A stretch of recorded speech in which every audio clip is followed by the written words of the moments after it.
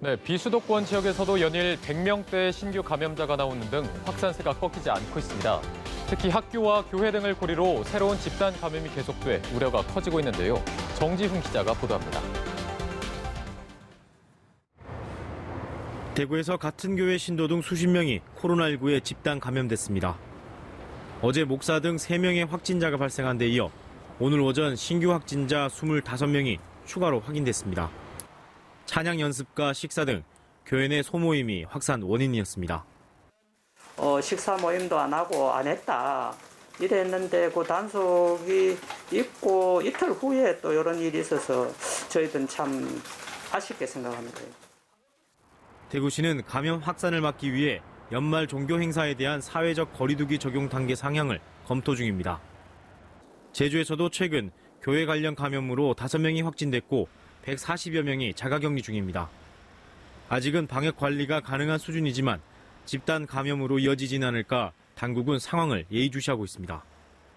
요양병원 집단 감염으로 방역에 비상이 걸린 울산에선 학생 집단 감염이 또 일어났습니다. 울산 양지요양병원에서 47명의 추가 확진자가 나온 다음 날 초등학생과 중학생 18명이 감염된 겁니다.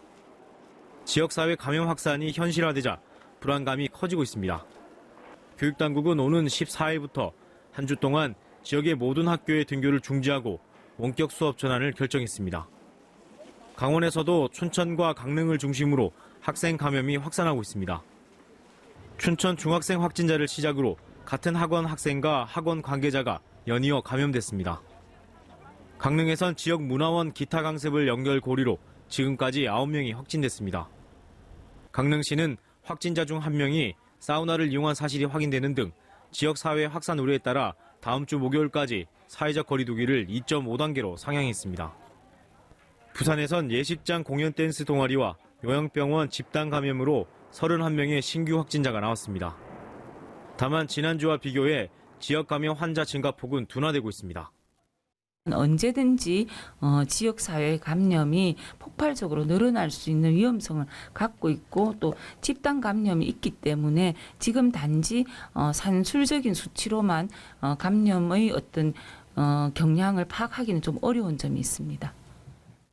방역당국은 코로나19 확산세가 아직 꺾이지 않은 만큼 시민들의 자발적인 거리두기 참여를 거듭 당부했습니다. 연합뉴스 TV 정준입니다.